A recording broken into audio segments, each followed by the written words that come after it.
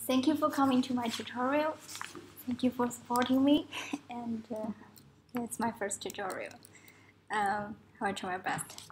So my tutorial will go through generating the like high quality PDF reports with markdown. So you can weave together your code, narrative text, and the results from your code. At first, let's go through the basic knowledge. Like usually, the file to generate the reports, we call it IMD file, since it always ends with IMD.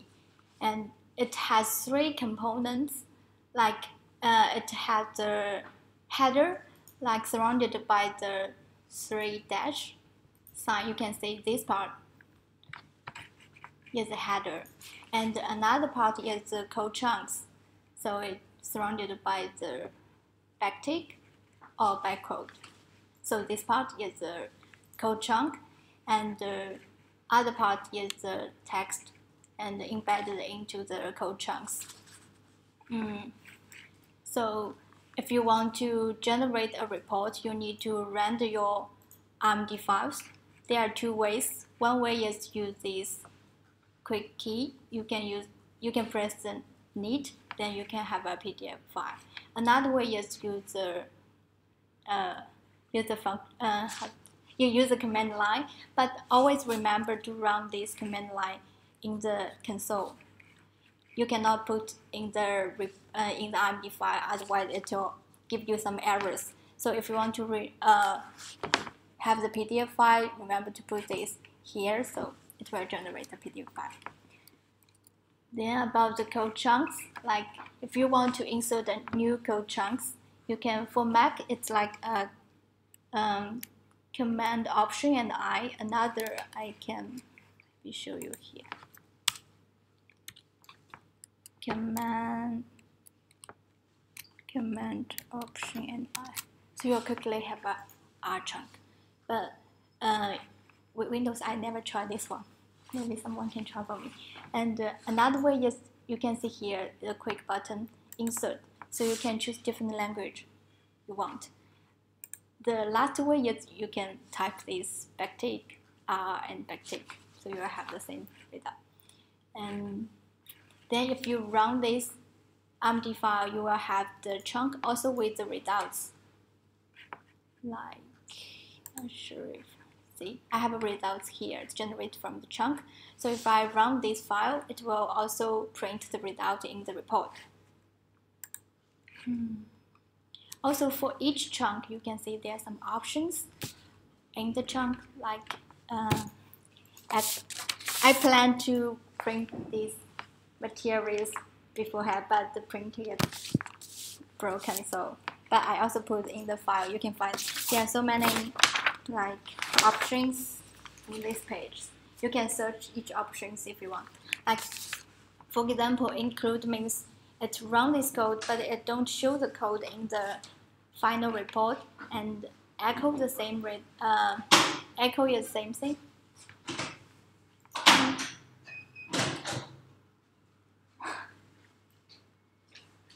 Welcome. Yeah.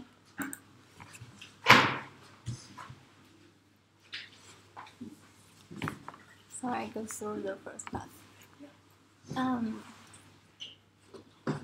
And the message warning is like, if you run some code, it will give you some warnings, but you don't want to show in your final report, so you can make it to be false. And the fake caption is, for example, the template is here. I put the caption here, and if you like run this file, you will have the caption down the figures. So it's called fake caption, but I don't use it very often. Usually I put the caption in the command line. So, and the global option is like things for each chunk, although you can put the options here, but you don't want to redo it every time. So usually we put a global option at the top. So the global option is it will give each chunk these parameters, but but for each chunk you can rewrite the parameters. Like if I put here, if I put it, I want, for example, I want the figure y to be 7, but in the late chunks I want to be 5. You can put another options to change the figure y to be 5. So then the y will be 5. It will rewrite this option. And then it's the inline code. Inline code is like this. So you put backtick, R, and backtick. Like always, usually when you put R here, it means it uses the rules in R. If you put Python, it can use the programming rules of Python, and it will display the result of this command line. And it won't display like this. It will give you the result. So I find it's very useful because like if you change the code here and you don't want always to change your text, so when you run this file, it will change by itself since you change it from your code. So it's very easier to update your reports. Then you can also use different languages in your reports. You can use R, Python, and Bash. I only know how to use these 3 languages. You can also use others, but I don't know, so I don't put here the example. But there is it's like there's a not very good thing is like if you run a code in R, then you want to run code in Python, your result generated by R cannot be used in the Python. So it's a problem. Then comes with tables. Yeah, so many people ask me how to generate pretty tables in your report. Usually if you type tables, you will get like this. It's very ugly. So if you want your table to be a little bit pretty, you can use, I usually use Cable very often, and but it has different formats in the cables. If you use markdown, it won't give you captions. Usually it's like for this one it has caption like table 2, but here there's no captions. It's the markdown format. Yeah, I usually use this format very often. It's called pandoc. But if you don't put the format as pandoc, it will generate still like this. So it's default one. And also you can use Panda. I use Panda when I want to separate the tables into 2 parts. Sometimes if you generate a very long table, it will cause some problem in your reports. Since it's never shown on the right part of the table, it's like it's hide to be like this, so it's very ugly. So if you use a Panda, you can split the tables. So you can change this number and you can split it into 2 tables, so it will show all the contents of the tables. It's like that. You make it more wide. Also, it has different styles. This one is very simple. It makes the table very compact. But this one is multi-line, makes a little bit expanded. And the grade one is I don't like this one. Too expanded. Also, like you can find the Panda if you use R markdown style. It's the same as the Cable use pandoc style. So you can choose what you like. Also, you can use grade. It makes your table very colorful and beautiful. If you like, you can discover a little bit in this function, in this package. But I don't explain it here. And usually, like in the report, we just show very interesting part of your table. You want to save all your table maybe into a CSV file or into a text file. So you can use write CSV. So you can save all the table into a CSV file. But you just show part of your table here to make your report very tiny, very tidy. And also, some people ask me how to plot multiple graphs together. So I usually use very simple function, use path. It tells you like you plot your graphs into 2 columns and 2 rows. But always remember to put it back to be 1 column and 1 row. Otherwise, all your graphs will put in this way. Okay, then come to the markdown basics. Since you want to use markdown to reshape your text, so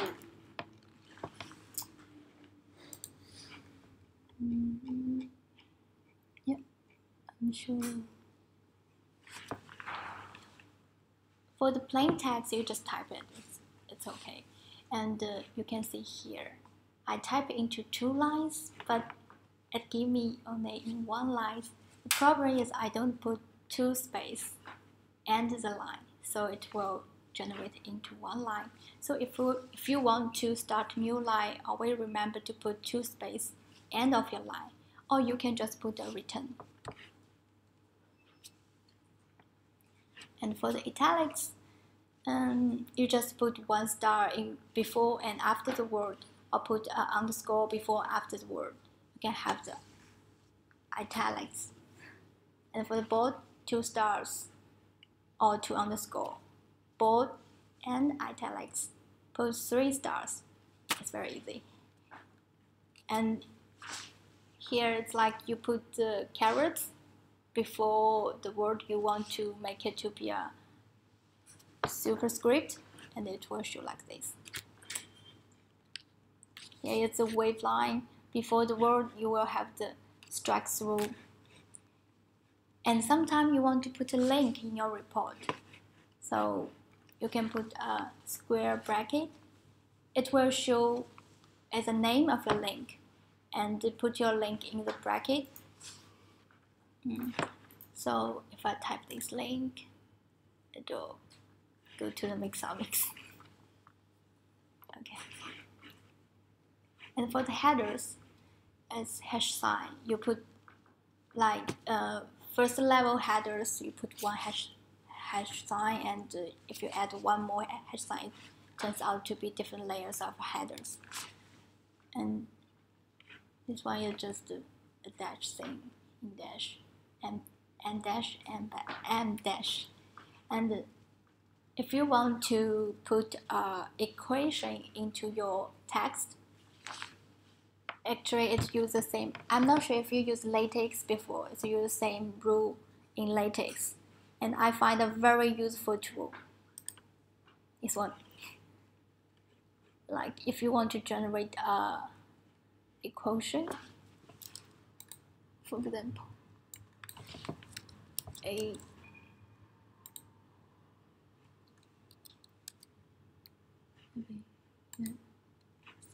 will show you how the equation look like.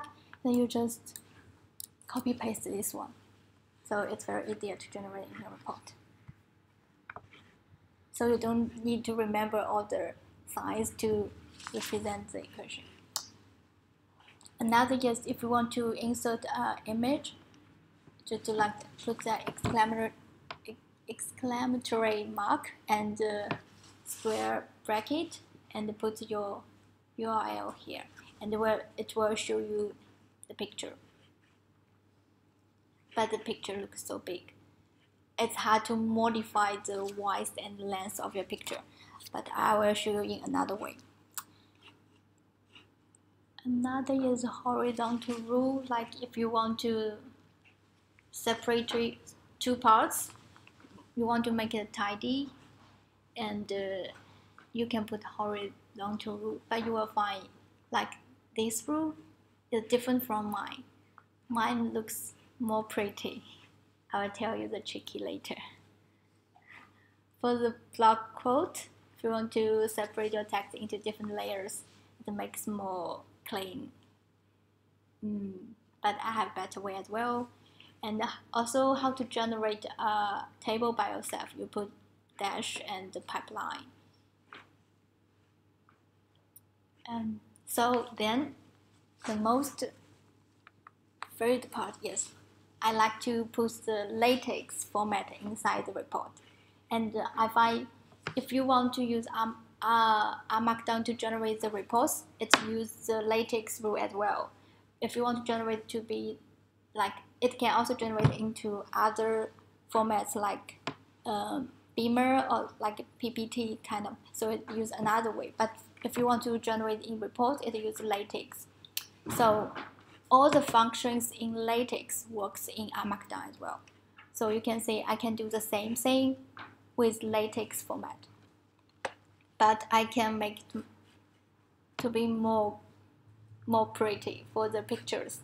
I can use the LaTeX function here and change the width, height, everything. And for the background, I can change the sign here to be a bullet, circle, whatever I want. Also for the horizontal rule, I can make it thicker, to modify to be what you like. And if you want to separate a long line, you can just put new line. I think it's more, for me, it's more easier. So you can find, you can get the same result from before. And you can also do more things, like you can change the color, but it's hard to use markdown, but you can use LaTeX to change the color. And then if we want to put some footnotes in the markdown, you can do like this. You put the carrots inside the square bracket. Always remember to put the indent in front of your paragraph you want to put into the footnote. If you don't do that, this paragraph, you can see this one shows in the main text, not shows in the footnote.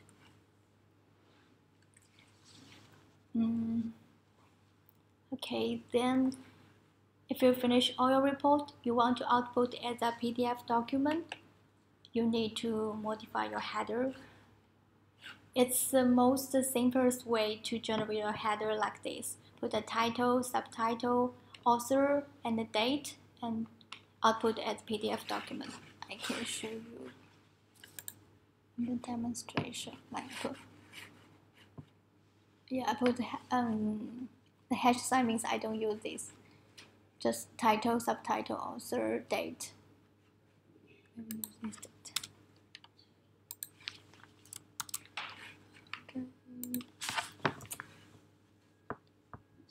you have multiple output functions in the header to simultaneously generate PDF and yeah. You can add more. Like if you want to, it's generated like this. Like, do you mean for output you can put the PDF document or put other format? Yeah, you can do that. Time. Yeah, same time. No, it's like for the need you can see. If you want to need to be Word, to be HTML, to be PDF, it cannot generate different files at the same time, but you can generate to be the format you want. But just remember to put the parameter here. It's okay. You can put them together, but every time generate one report. But I find sometimes you want to, like you have very long title. So like for example, if I have very long title, so what will it look like?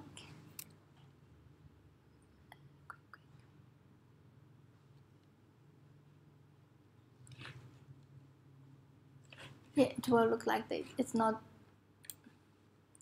like it divides this title by itself, so maybe it looks very ugly. So you may want to divide this title by yourself.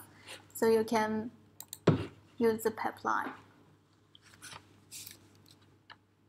So I usually use this way. I put the pipeline to separate my title. So if you do that again.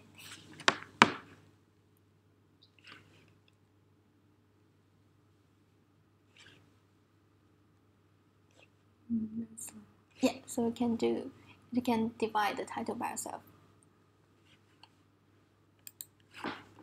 And also for the date, you can put today or some other format if you like. This one shows today. You should the same result as today as well. And you can also add a table of contents in front of your report. Just remember to put some parameters. It's like it shows the 3 layers of your title. And if you put the number sections too, it will show you the result.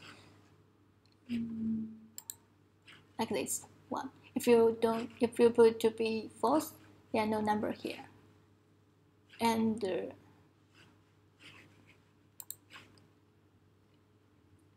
yeah, and you can also have different styles of your report. You try to change these styles. Yeah, it means highlight. Yeah, then add the reference. Since I use latex, so I just use the same way in latex to add the reference. I use the bib latex. So it's like I have a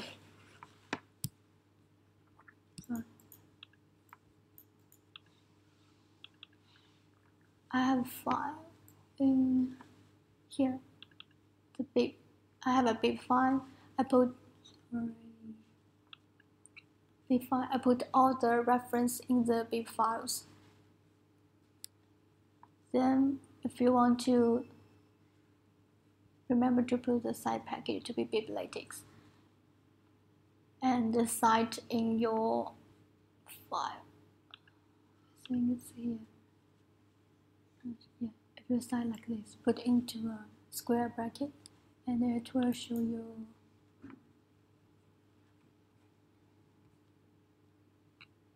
like this. Click it, go to a reference.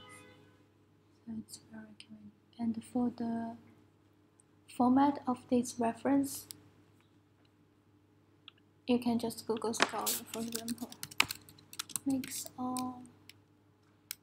Mix. It's very easy way to do latex. I should copy this part to the bib files.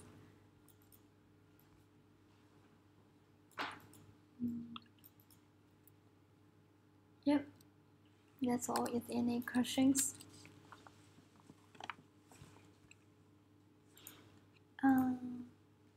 Yeah.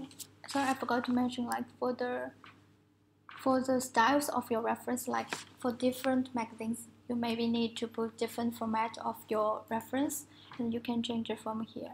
You can download these formats from the GitHub.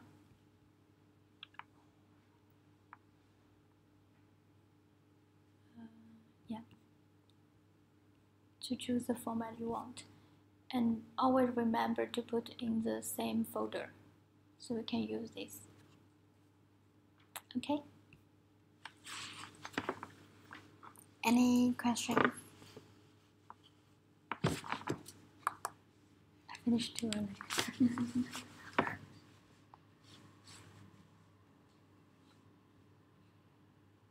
Can you use latex typesetting anywhere in Yes. the R&D file?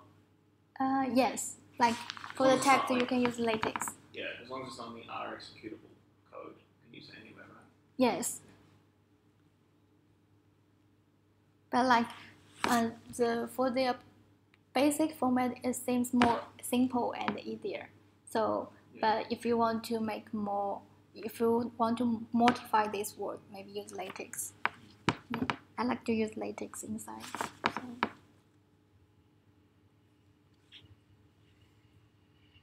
Now, how do you find out how many languages markdown supports?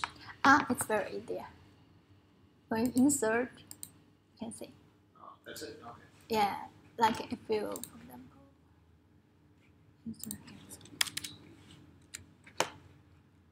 insert a chunk. Python, see. Okay. Yeah. Then you use the Python here. But like it has its own drawbacks. You cannot use the results from Python to next R code. For example, if it's Python chunk here, and you insert R chunk here, the result cannot be used in here. So it's a problem. So how do you get around that? I don't know. I mean, you can save it and rerun it. Sorry. Since I don't use like two languages in one report, so but there are some notebooks maybe they can do interactive. I can, R markdown cannot do that. But the R environment between subsequent R codes carries over, of course. Sorry? So if you load something in an R chunk, then you can use it in a subsequent R chunk. I'm not sure since.